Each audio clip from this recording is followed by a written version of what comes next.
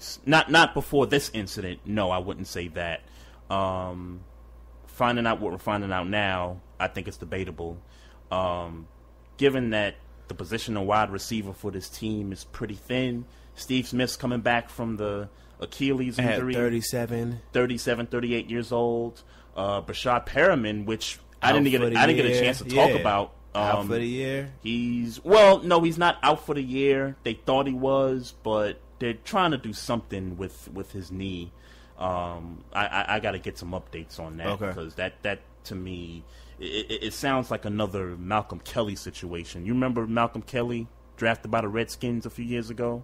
Apparently, he was supposed to be that guy, Malcolm Kelly, and he just got banged up a lot. Yeah. And he never saw the field. Yeah, that's what this situation Malcolm is starting Kelly to sound got very like. little playing time in the Redskins. Yeah, Yeah. I do remember that. Yeah, I do remember that. Yeah, so okay. So I mean, Mike Wallace would be on a short leash. He was a resort because y'all needed wide receiver depth, but it wasn't like y'all was like. I can imagine on their board of how they pick players, they're like, "Yo, you know who we need? Mike Wallace." Sure, but he was also available. That's what I'm saying. It was more about him being available and you needing wide receiver depth, but it's not like he was. He's not a commodity. He's not a commodity. No. But I think what he'll benefit from is an offense that likes to throw the football down the field, which he didn't have with the Dolphins nor with Minnesota. Right. So, right. You got any other football stuff? Greg, well, we got to talk about Tom Brady and Josh Gordon. Josh Gordon suspended for 4 games, but reinstated. Yep. He'll be back week 5 against the Patriots. He is allowed to, be with the team, do practices, media sessions, things of that nature. On the flip side, Tom Brady suspended for 4 games for the Deflategate. He's coming back the same game. Coming back the same game against the Browns. He is not allowed to even have players at his house for dinner because they says who?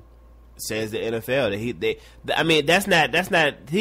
didn't say verbatim, you can't have people at my house. But he's not allowed to have contact with teammates.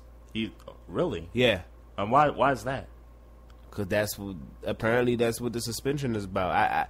I don't know if those were special rules made only for Tom Brady because we know how cerebral Tom Brady is and Bill Belichick for that matter. Right. I mean, that's what I was thinking. Like, man, they really trying to make sure he don't get no competitive advantage. I got a problem with that. Look, I'm no Tom Brady fan, but I got a problem with my employer telling me I can't invite people to my crib. Players, Yeah. I mean, anybody for that matter, but players. Yeah. But I got a big beef with that, yo. But he is. I mean, as far as we know, I mean, the truth of the matter is there's no way they could find out unless somebody snitched. True, that's first. Yeah, thing. that's true. But second of all, but unless they got some sensors in his house or something, which they don't. But the idea of you telling me I can't have my teammate in my house, this person that I've been building with, if it's just Julian Edelman, if it's just Rob Gronkowski who's been with him for X amount of years, I would imagine has some type of a friendship. You telling me that I can't have him come to my house for dinner? Yeah, Goodell is not shaping his legacy any better than what it is already. Well, that's in the CBA. The CBA supports these types of having the rulings. NFL controlling who comes to your house? That's in the CBA? Having contact with other players. During suspension. Stop it. There's rules, but you're right. They may not be able to monitor it. They won't be able to monitor it. But my point is that in the CBA, these are the types of powers that Roger Goodell was given. Wow. So here's what I think. I think when it's time for a new CBA to be renegotiated, it might come to a point, and the fans are going to be upset at this, but it might just come to a point where they're going to have to take off a full season because if you remember the last negotiation, the players wanted to play, which I understood. Yeah. Fans like myself and you wanted to get our football back. Understood. They gave up a lot of seniority, a lot of power, if you will, to the league. Well, to Roger Goodell. To Roger Goodell. Sure. Now, fast forward, the next negotiation that they make, I would like to think that the players are going to try to get some of that mojo back. Yeah, well, what Roger Goodell has openly admitted in interviews is that he doesn't want to have all the delegation powers anymore. Right. He has admitted that. Right. That's not a good thing for him, just him solely alone to have. Right. He's admitted that, so I would imagine that that's probably going to change. One thing I would imagine has to go is marijuana testing, that to bring that back up. That I would imagine that has to go. Right. Right. That will probably go. That probably go without a whole bunch. Those two will probably go without a whole bunch of arguments. And you figure by that time, and not that this has any relation with the NFL, but how many states legalize marijuana? About 26, 25 states? About now? I don't know. I don't know. That's a great question. I would like to think by then all 50 states are going to legalize it. Maybe. And no longer is it going to be an issue in any of these, 4 major sports. Well, I think at the end of the day, I mean, because even though it might be legal, they still have the right to say we don't want it in our league. So, sure. They have the right to do that. But somebody. But I would still kind of imagine that enough people are going to get suspended for this, right? And they're just going to look like, or Maestro, look at how these leagues promote alcohol. Once weed starts to be legal and packaged, and however they want to sell it, tax it, or whatever. Don't think for 1 second that all these leagues are going to want to get sponsorships from these companies. Hell yeah. I mean, they're capitalists. This is a capitalist society, so we understand that. I just think at the end of the day, what are we testing for? What are we testing marijuana for?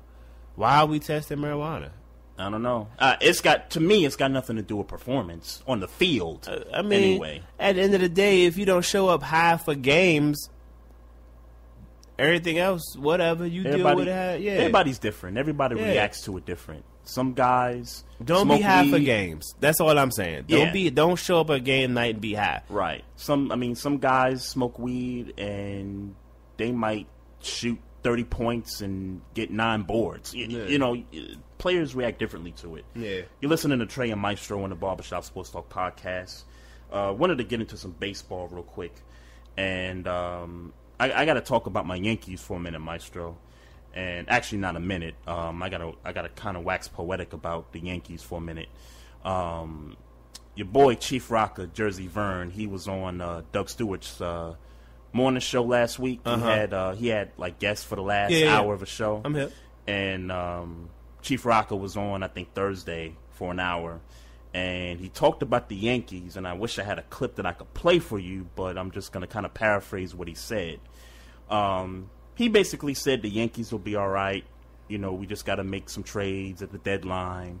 The Yankees have been here before. We've won championships. And again, I'm just paraphrasing, not word for word, but basically he has a lot of confidence that where the Yankees are at right now, and they're 4 games over 500 right now. Right. They've actually had a pretty good homestand and a pretty good record since the All-Star break. I think they're like 8-4 since coming from the All-Star break. Chief Rocker, if you're listening,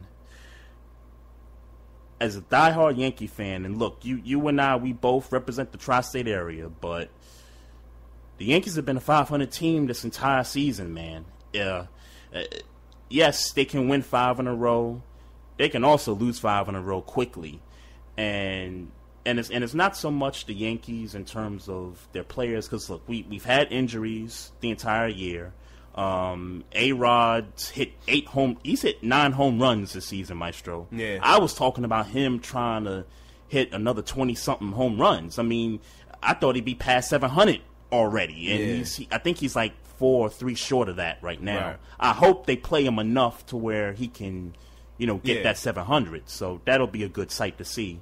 Carlos Beltran is leading the team in pretty much every batting category: home runs, RBI, hits, Beltran is average.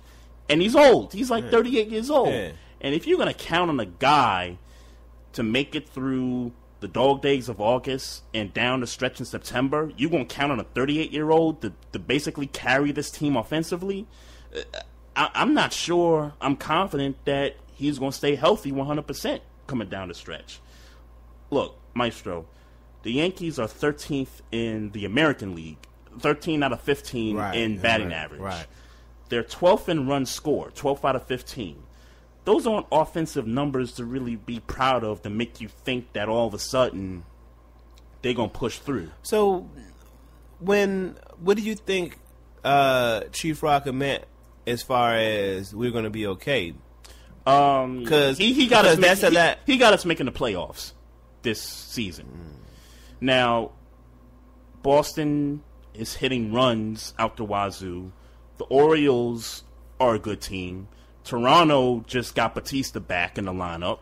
And then elsewhere in the league, Cleveland's got the best pitching in the league. Texas, even though they've kind of tailed off a little bit, they're pretty good. The Astros are pretty good. We just took 2 out of 3 from them. Again, I look at these other teams in the league, and I'm asking myself, who is going to be that team that's going to... Because for the Yankees to get there, somebody got to tail off. Yeah. And I don't know who that team is right now. I mean, when those teams got some... I mean, now, granted, the pitching in the American League is not that great compared to the National League. Yeah, sure. It's not that great. Yeah. I mean, if anything, the bullpens for these teams are the strength more than the starting pitching's been. So, I mean, with that being said, I like the Chapman trade. They dealt them to the Cubs. Yeah. We got one of the Cubs prospects. We got a shortstop, and I think we got a couple other players. So, I kind of sensed that was going to happen, being we had a 3-headed monster at closer. So we still got Miller and we still got Betances to shut out the 8th and the 9th inning. I'm wondering what they're going to do between now and the 31st. We got, 4 days left before the deadline. I don't think the Yankees, and look, this just might be the pride in this organization. They've never been known to sell at the deadline. But when I look at this team, I looked at it from April to now. They've been pretty inconsistent. Been 500 for the most part. I know they've 8-4 since the All-Star break, but I personally don't see them making the playoffs, but I don't think it's going to end that badly for them. I don't see them making the playoffs this year. That's that's where we, I think me and you agree on that. I hope I'm wrong. I hope Chief Rocker's right. I don't really care. It's only for me talking shit because the Nationals are number 1 in their division right now. Y'all bullpen is a mess, though. Yeah, that's true. But y'all bullpen is garbage. But hey, maybe we might trade y'all. That's the only reason for a conversation as far as the Yankees, as far as I'm concerned. But what I will say, and I listened to somebody say this today, I forget who, it might have been Max Kellerman on First Take. Right. They got a money issue in New York. As what is it, luxury tax? Luxury tax situation. Yeah. Yes. So and I'm speaking strictly from what I hear because I'm not interested in the Yankees. It's going to be a while before they return to the, we paying for big players and then winning it that way. So either they're going to have to win another way. Well, I don't know. I don't know if it's going to take a while. Here's what I'll say about this. Because we have about 3 guys on the team right now with big contracts that are in their late 30s. Late 30s, right. A-Rod, Teixeira, and Beltran. Once those contracts come off the books, and Bryce Harper's a free agent, Manny Machado's a free agent, Mike Trout potentially, Andrew McCutchen possibly free agent. I mean, how many out of those people, who do you see really going? Maybe McCutchen. If I had to rank the 4, I'd say McCutchen 1. I'd say McCutchen 1, Machado 2, Bryce 3,